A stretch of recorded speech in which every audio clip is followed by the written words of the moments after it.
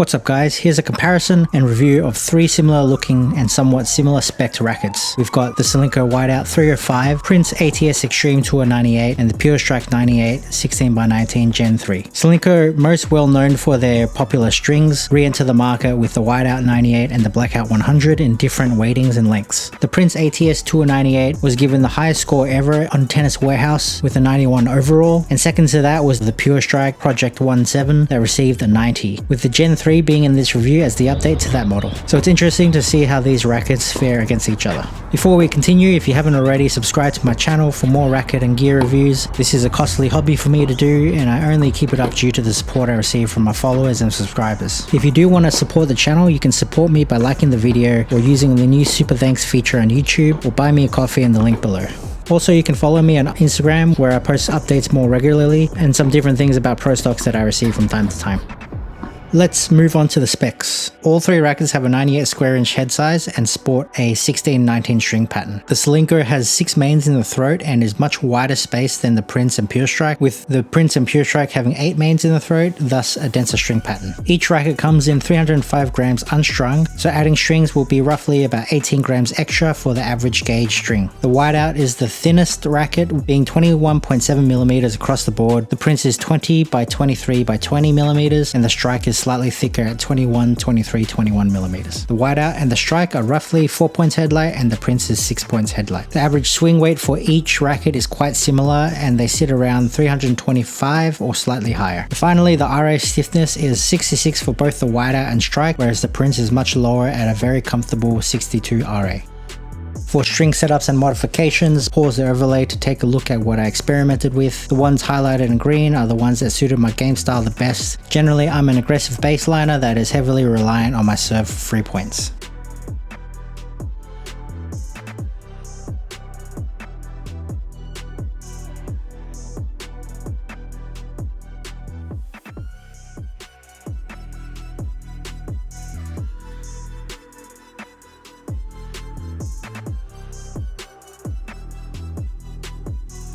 Let's begin with the feel and stiffness. The Whiteout is solid and firm feeling, a little bit dampened and slightly muted, but still enough feedback. When freshly strung, it feels a little bit more closer towards what a Radical would feel like at the moment, but the strings will soon break in after and it starts to get a lot more pocketing and plush.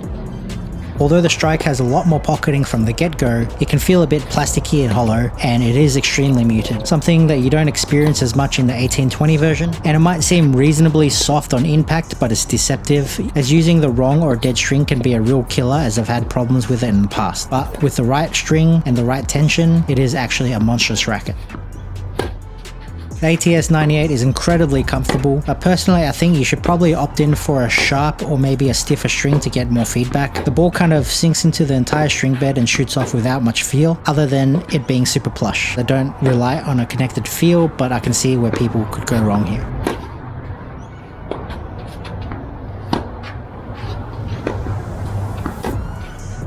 For power, personally I think the Whiteout is actually more in a category of the VCore 98 or Aero VS. It starts off average in power with a fresh string job, but due to the wide string spacing, it quickly breaks in the tension and the power and spin increase significantly and holds some heavy firepower for its thin build. On the other hand, everyone knows that a Strike is powerful, but I actually think people underestimate how powerful the Strike actually is. It has pure drive-esque power with more control and better maneuverability, and it stiffens up a lot on impact for full swings to provide maximum power, probably the most powerful 98 on market. The ATS 98 being the lowest powered one on this list, but still packs a really good punch for a denser 16-19 pattern for how soft and comfortable it is. I would put the power levels between the Extreme Tour and the VCore 98.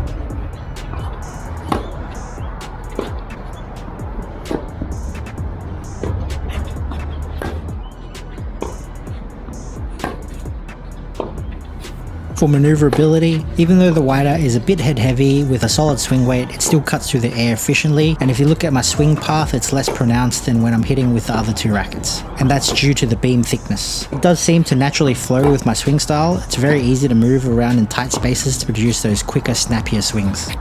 The strike isn't slow nor fast, I'd rate it in the average range, but doesn't actually need big swings to make the ball really go. Since you get a bit more free power, you don't need to work as hard when swinging, therefore decreasing the need for extreme maneuverability. That being said, if you can take full swipes at it, you do end up generating some crazy power.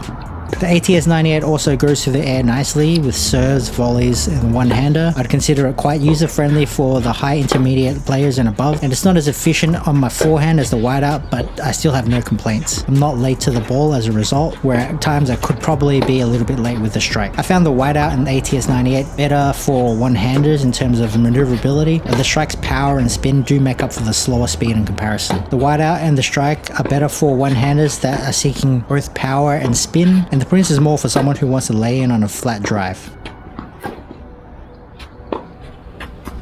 For control, the whiteout and strike can alternate between flat and heavy spin. The whiteout suits more of a heavy spin player who targets bigger margins and prefers power. It's very easy to hit deep consistently, and though the directional control is not incredible by any means, the high maneuverability makes up for it, giving you freedom to manipulate the racket head fast and efficiently, which does assist in some of the internal targeting if you maintain full control of your swing, but I'd recommend using a non-shaped string or a thicker gauge to assist with control.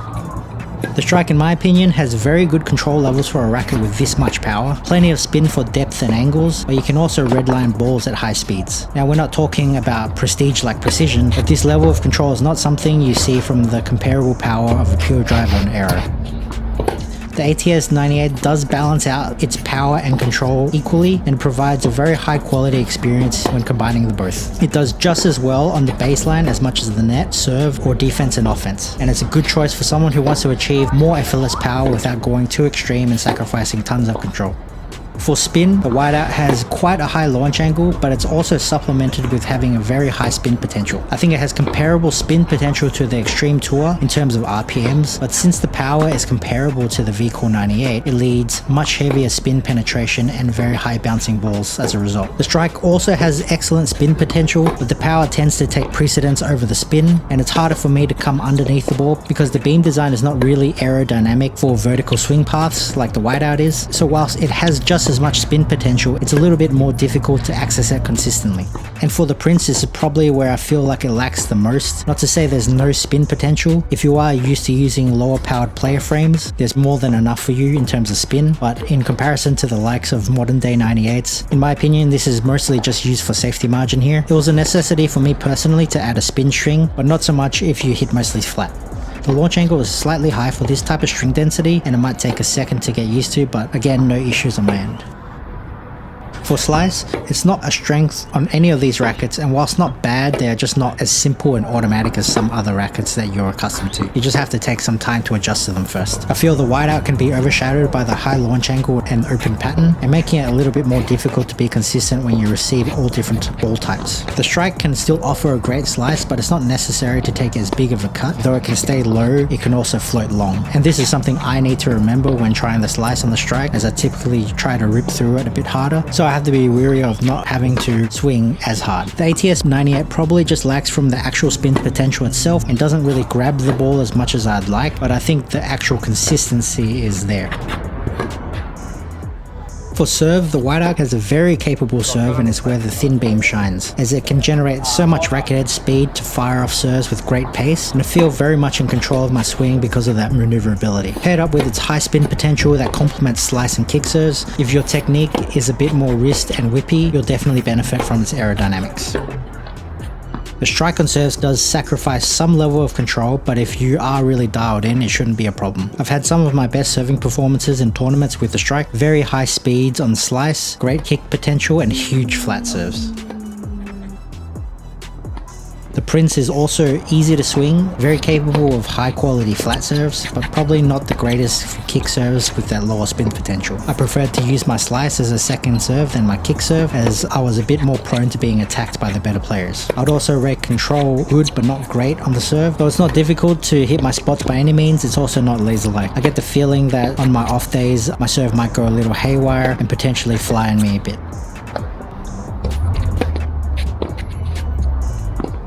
For forgiveness, the whiteout has a lot of forgiveness and is pretty good for a 98, but I'll just be careful playing with the same string drop for too many hours, as it can become quite trampoliny faster than other rackets from the tension drop and will be more difficult to control if you aren't a spin player. The strike has similar levels of forgiveness, maintaining all your power and spin on the off-center shots, and they'll still remain highly effective if they do happen to land in. I don't particularly find the Prince to be not a forgiving racket. I think it's pretty standard for a 98, but I do think you need to remind yourself to maintain a high racket head speed, and it was most notable for my one-hander, which is my weaker side, when I don't swing hard enough and slow balls and make contact off the sweet spot. Sometimes it killed all my momentum and the ball would dump straight into the bottom of the net. For stability, these three rackets come in a solid swing weight and should feel relatively stable as long as they're not underspec'd. Not much to say here except that I intentionally bought the Prince underspec'd at a 318 swing weight and actually still played fairly well despite being 7 points lower than the average Tennis Warehouse listing. When I fix it up to stock form, it does a relatively good job without any customization at all. The strike also does a fairly good job with stability. With the whiteout, probably due to being the thinnest beam of the three, is where it kind of struggled just a little bit more than high-paced balls. For volleys, the whiteout maintained its speed through the air, but the stability did not translate as well on higher-paced balls at the net, and maybe a little bit too much bounce off the strings for touch volleys. But in the same token, the maneuverability balances out some things, be a bit more on time, and would make it much easier to perform reactive volleys. The strike is also not too bad, even though it's not as maneuverable as the other two. It has good stability like I mentioned, and despite the overly muted and plasticky feel, touch volleys and drop shots still perform quite well for me.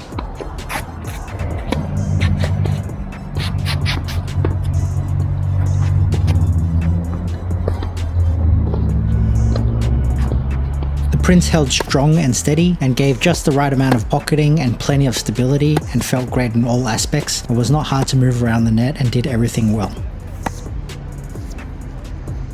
So who's this racket for? The whiteout is for someone who's seeking a spin-orientated power racket in a 98 head size that's relatively stable but still quick through the air, and also for someone who can flatten the ball out when necessary to finish the point. The only thing is that you need to be wary of string choice to offset the fast tension drop. The Pure Strike is for aggressive baseliners, for those who predominantly want a power racket with some control built in. Someone who uses a pure drive or arrow who's not ready to go too far in the control category, as it is a monstrous racket that does a lot of things well, with its biggest downfall being that feel and stiffness that can turn away a lot of people. Finally, the Prince ATS 98 is an all-court racket that does a number of things well, built with control and power that is equally balanced. I'd say it's for someone who plays quite flat, who wants a decent bit of power, but a little bit of access to spin for safety margins, and it's both capable of offensive playmaking and defensive counterpunching. All these rackets suit a mid-level to intermediate players, which are roughly in the range of NTRP 4.0 and above, or UTR 6 and up. My final thoughts, the whiteout is a very solid offering. I think I could blindly take this into a tournament match and play quite well with it, and though I do love the Prince racket and rate it better in many categories, the whiteout would offer me something that's closer to my current playstyle, which is seeking more power and spin and tons of racket head speed, with a good and capable serve potential. The only problem I can see with it is the fast tension drop and the need to change four strings a lot more often. The Prince, I can see, is just something that more people would be leaning towards, as it's hard to fold it in much of anything except for the feel. As I said, it's not much of a deal breaker for me, and the spin is actually something I would be seeking more of within a frame for today's modern day game. But if you're a bit more of a traditional player that uses a little bit less of an extreme grip and wants to drive the ball, then you'll find that this has quite good control and good power to assist with putting away balls. Finally, with the strike, personally it has helped me challenge some of my better opponents that I've versed in tournaments. That extra power allowed me to keep up with them when they're half my age, faster, stronger, and just an overall better player. If they can fix the feel and make it a little bit softer without taking too much of its current characteristics away, I'd be extremely interested in the next generation version. On that note, I hope you enjoyed this review. If you made it to the end, thank you for watching. If you're satisfied with the video, please give it a like and subscribe to my channel. Follow me on Instagram. Thanks for watching, and I'll see you guys next time.